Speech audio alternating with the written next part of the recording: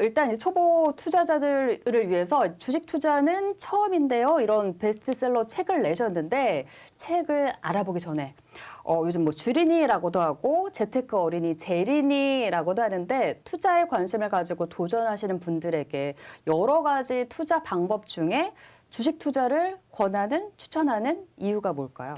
그러니까 이제 뭐 우리가 재테크라고 하면은 재산을 형성하기 위해서 하는 거잖아요.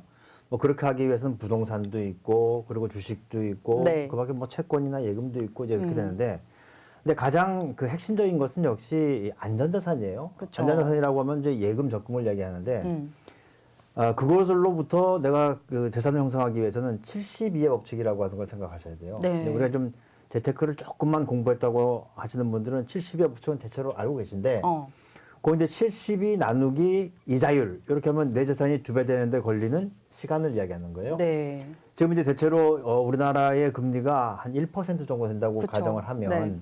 그럼 72 나누기 1 이렇게 하면은 이제 내 재산이 2배 되는데 72년이 걸리는 겁니다. 걸리는 네. 거죠. 요즘 이제 이생망 뭐 이런 얘기 많이 하잖아요. 이번 생은 망했다. 네. 예금을 통해서는 이제 이생망이 되는 것이고 그리고 이제 부동산을 하기 위해서는 좀 그 시드머니가 커야 되는 많아야 되잖아요. 그런 부분이 있는 거죠. 그래서 이제 최근에 또 2007년, 2008년 이후에 금융위기를 지나면서 돈이 많이 풀렸고 네. 이런 것들이 주식시장으로 몰려 들어오면서 주식시장이 아무래도 가장 좋은 투자처가 아닌가 이런 생각을 하기 때문에 과거에 이제 이자율이 높았을 때는 주식하라는 얘기를 제가 하지 않았습니다. 저는 이제 원래 주식을 전공했었는데 은행 이자만 해도 엄청 났던 예전에요. 그렇죠. 우리 IMF 때까지만 하더라도 13% 정도의 이자율이니까 그러면 이제 뭐 한 5, 6년이면 내가 가지고 있는 돈 2배가 되는 거예요. 네. 굳이 위험을 부담할 필요가 없는 거죠. 근데 요즘에는 안전자산의 이 이자율이 너무 낮으니까 이럴 때는 이제 주식을 통해서 재산을 형성하는 것이 오히려 낫다. 네. 이런 생각을 하게 되는 거죠. 그렇군요. 그래서 이제 그동안 33년의 경험을 초보 주식 투자하시는 분들에게 좀 좋은 영향을 주시려고 이 책을 쓰셨는데 굉장한 베스트셀러더라고요. 100쇄가 넘게 발행이 됐으니까 진짜 어마어마한 베스트셀러다라고 할 수 있을 텐데 그러니까 많이들 이미 아시겠지만 초보 투자자들에게 이 책을 추천하는 이유가 뭘까요? 이제 초보 투자자들이라고 하면은 주식시장에 처음 들어왔을 때 가장 힘든 게 뭐냐면 바로 용어예요. 너무 어렵다 용어가. 그리고 특히 이제 경제라든지 이 재테크 쪽의 용어들은 굉장히 불친절합니다. 맞아요. 불친절하다라고 하는 건 뭐냐면 의미를 제대로 이야기를 해주지 않는 한자거나 영어거나 뭐 그렇잖아요. 그렇죠. 그리고 그냥 저기 전문가들은 나오면은 그냥 자기는 입에 익었으니까 그냥 줄줄줄 이야기하지만 주린이들은 앉아가지고 그게 무슨 소린가 검색해봐야 되고. 그래서 새로운 분야에 들어왔을 때는 꼭 용어를 먼저 익히셔야 돼요. 그래서 새로운 공부를 할 때도 제일 먼저 사야 되는 책이 사전이에요.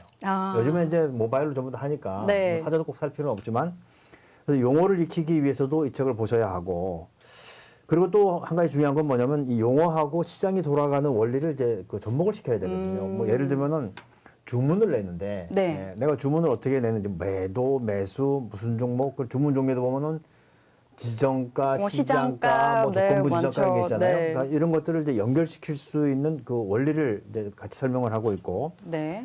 그리고 또 하나 이제 매매하는 테크닉 같은 거는 사실은 이 기술적 분석 같은 것들이 필요하거든요. 네. 차트를 어떻게 볼 것인가. 근데 사람들이 이제 차트를 보면은 뭐 빨간색, 파란색 이렇게 나오니까 그것이 주는 의미를 정확하게 잘 모르는 경우가 있어요. 네. 그래서 그런 모든 것들을 이제 한 권의 책으로 다 볼 수 있는 책이기 때문에 제가 볼 때는 기본서로 보시는 게 좋겠고 물론 이 책을 뛰어넘어서 조금 더 심화된 네. 그런 책들을 읽으시는 분들도 필요하죠. 근데 네. 저는 개인적으로는 처음에 주식하시는 분들은 좀 미안한 얘기지만 이 책 하나만 보시면 돼요. 네. 그리고 나머지는 저기 예를 들면 뭐 저기 그 인문학이라든지 아니면 기술에 대한 거라든지 이런 저기 그 다른 책을 봐야 되는데 많은 사람들이 그냥 재테크 해야 되겠다라고 하면 다 재테크 책을 보고 있는 거예요. 그 뭐 저기 그 주식도 저 입문서 그다음에 뭐 채권도 입문서 그럴 필요가 없다는 겁니다. 네. 일단 기본이 돼 있으면은 다른 쪽으로 시야를 넓혀야 한다. 네. 뭐 주식 용어부터 기본적인 개념까지 다 정리가 된 그런 책인 것 같습니다. 그래서 저는 주식 투자가 처음인데요. 이 책은 주식 초보자들에게 입문서로 굉장히 각광받고 있는 그런 좋은 책인데 경제 개념을 잡는 데도 좀 도움이 되는 것 같아요. 그 초보 주식 투자자들, 주린이들 제외하고도 이 책을 어떤 분들이 보면 좋을까요? 그러니까 뭐 기본적으로 이제 그 사람들이 주식을 어떤 베이스에서 시작했느냐, 또 어떤 시기에 출발했느냐에 따라서 잘못된 습관들을 가지고 있는 사람이 굉장히 많아요. 예를 들면 이제 제가 처음에 입사를 했을 때 이때는 3조 호황 그래가지고 이 87년, 88년, 89년 이 3년 사이에 네. 종합주가 지수가 한 7배가 올라갔어요. 그러다 보니까 이제 그때 증권회사에 임원으로 있던 분들도 무슨 얘기를 하냐면 야, 주식 그거 사기만 하면 되는 거 아니야? 아, 다 오르니까. 네. 네. 그런데 그 이듬해부터 주가가 떨어지면서 증권회사들이 정말 크게 고생을 한 적이 있거든요. 네. 그러니까 증권회사의 임원들도 그럴진데 개인 투자자들도 이것이 호황기에 들어왔을까 불황기에 들어왔을까? 근데 불황기는 잘 안 들어오죠. 먼저 호황기에 들어오다 보니까 잘못된 습관을 가지고 있는 경우가 굉장히 많습니다. 네. 그중에 보면 이제 뭐 좀 기본적인 용어라든지 시장 돌아가는 것도 잘 모르고 잘못된 습관이라고 하면 대체로 돈 벌 욕심, 요게 좀 앞서는 그런 네. 분들이 있는 거죠. 그래서 초보 이외에 내가 좀 주식이 잘 안 된다. 이런 분들도 한번 읽어보시면서 마음을 좀 다스리는 다잡는 네.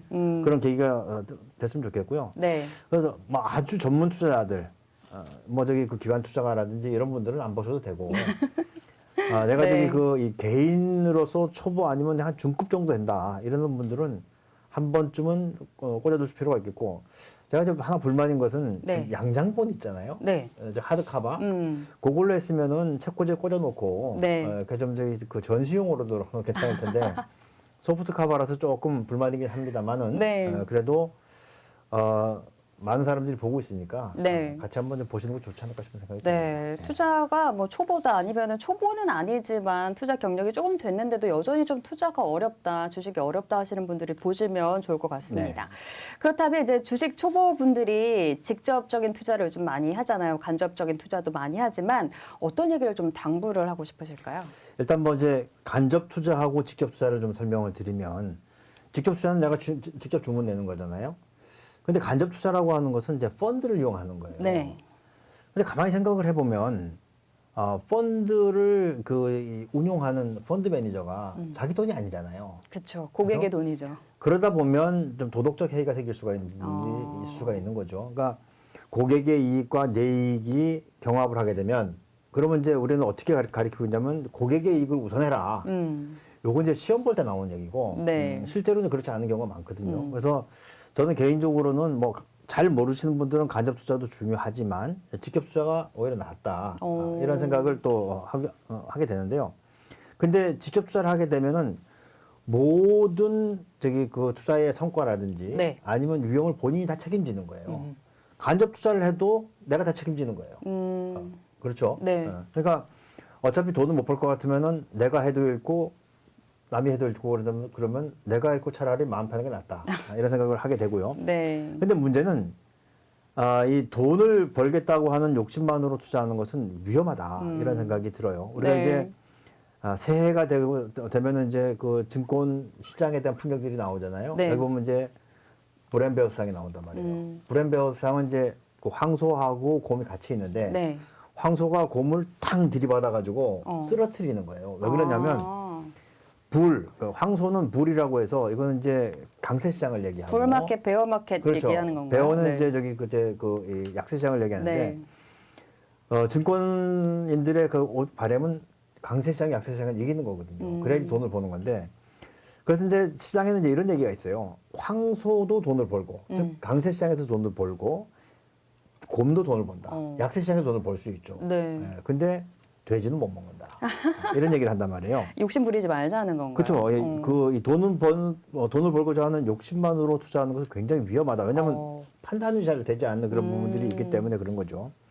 저는 이제 그래서 어떤 얘기를 제일 해주고 싶냐면 돈을 벌기 위해서는 먼저 내 돈을 지키는 것이 중요하다. 왜냐하면 내가 저기 투자해서 50% 손해가 나면은 그걸 완전히 복구하기 위해서는 100% 수익이 나야 되는 거거든요. 네. 그런 거는 내 인생에 잘 나타나지 않는 일이에요. 그래서 손실을 가급적이면 좀 최소화하는 방법으로 투자하는 것이 좋겠고, 그래서 내 자신의 돈을 지킬 수 있는 이 역량이 생겼을 때, 네. 그때 이제 본격적으로 투자를 해야지. 뭐 매도 매수도 잘 모르고 종목들도 잘 모르는 분들이 처음부터 큰 돈을 집어넣는 경우가 있어요. 그래서 저는 굉장히 용감하다고 생각이 되는데 네. 그런 건 좀 지양해야 되겠다 이런 생각을 하게 됩니다. 예. 네. 강세장에서도 돈을 벌 수 있고 약세장에도 벌 수 있는데 돼지는 돈을 못 번다. 이거를 좀 우리 명심해야 될 것 같습니다.